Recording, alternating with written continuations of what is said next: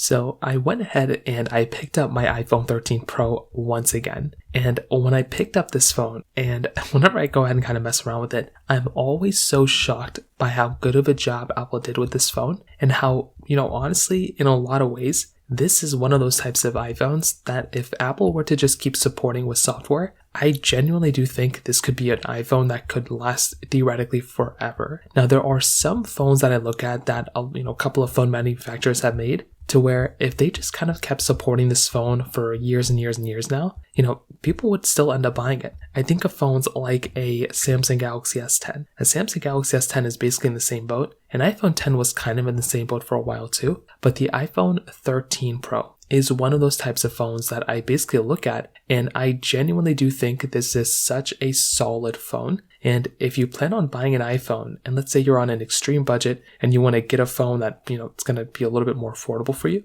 I do think for the most part, buying something like an iPhone 13 Pro, that is a very, very good option for the most part. Number one, you're still getting a very good display on the outside of the iPhone 13 Pro. This type of phone is still going to be giving you a very good build quality, and with that display and 120Hz display, that kind of stuff is so cool to have, and I'm personally a very big fan of this type of device holding up from that particular perspective. So I would tell you from that side in and of itself, if you do plan on going through and buying a phone, you are definitely going to feel like this phone's display is still going to hold up very well against most of the competition. Yes, it doesn't get the brightest, but it still is a 120Hz display, which I still think is a really nice thing. Now, I also think with this type of device, this type of, camera setup, the triple camera setup on the back is still actually very nice as well. Going through and getting this type of camera layout inside of this type of phone, once again, is a very nice thing to have. And I do think, once again, if you're going to go through and pick up a phone, this is kind of a no-brainer for the most part. This is going to be a very good device that is going to hold up quite well from that particular perspective. Now, on top of that, when you look at the performance of this iPhone, it's still pretty decent with its Apple A15 chip. It still is going to be pretty good for the most part. Again, not perfect, but I would imagine that if you're going to go through and pick up a device, you're still going to be able to get a pretty good experience inside of this type of device when it comes down to it from that side as well. So this is one of those types of phones where I look at, and I definitely do feel like,